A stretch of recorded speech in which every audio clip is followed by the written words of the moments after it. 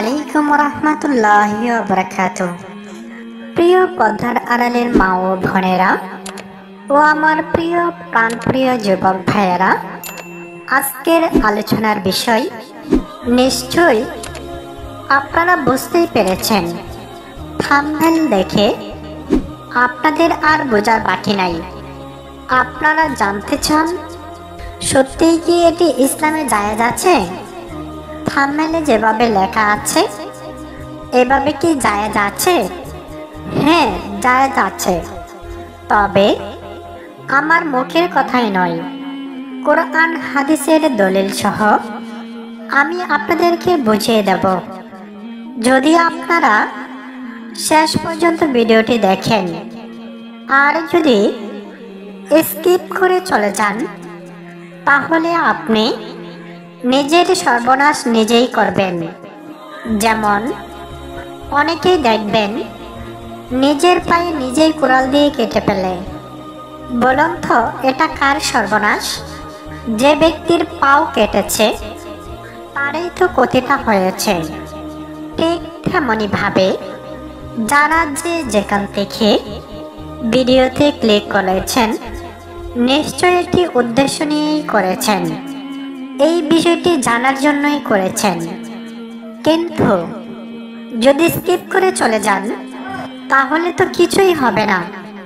আবার অনেক যুবক ভাইয়েরা বলেন, আপনি একজন নারী, আপনার কাছ থেকে কি শিখব? আমি বলবো, যদিও আমি নারী, আমার কথা শোনার প্রয়োজন নেই। আপনি কি কোরআন হাদিস বিশ্বাস করেন? তাহলে আপনি কোরআন হাদিসের কথা শুনবেন, আমার কথা শোনার কোনো প্রয়োজন নেই। প্রিয় যুবক ভাইয়েরা, এখন শীতের রাত, যার কারণে স্বামী স্ত্রীর মহব্বত অনেক বেড়েছে। বিশেষ করে যারা শহরে থাকেন তাদের মধ্যে রোমান্টিকতা অনেক বেড়েছে। কিন্তু যারা গ্রামে থাকেন, যাদের কোনো কম্বল নেই, এখনো ক্যাথার নিচে থাকতে হয়, ক্যাথাও আবার একদিকে টানলে অন্যদিকে শর্ট হয়ে যায়, এই পজিশনে যদি থাকেন তাহলে তো রোমান্টিকতা আসবে না। এমনকি স্বামী স্ত্রীর মধ্যে যে স্বাভাবিক সম্পর্ক সেটি করতে চান না। এতে করে পারিবারিকভাবে বিপর্যয় দেখা দেয়। এখন আপনি কি করবেন? এই জন্যই যারা গ্রামে থাকেন আপনাদেরকে বলবো, শীতের মধ্যে প্রতিদিন সকাল বিকাল, যেমন প্রতিদিন সকালে 1 চামচ করে মধু এবং প্রতিদিন রাতে 1 চিমটি কালো জিরা, এটুকু খাবারের সামর্থ্য আছে।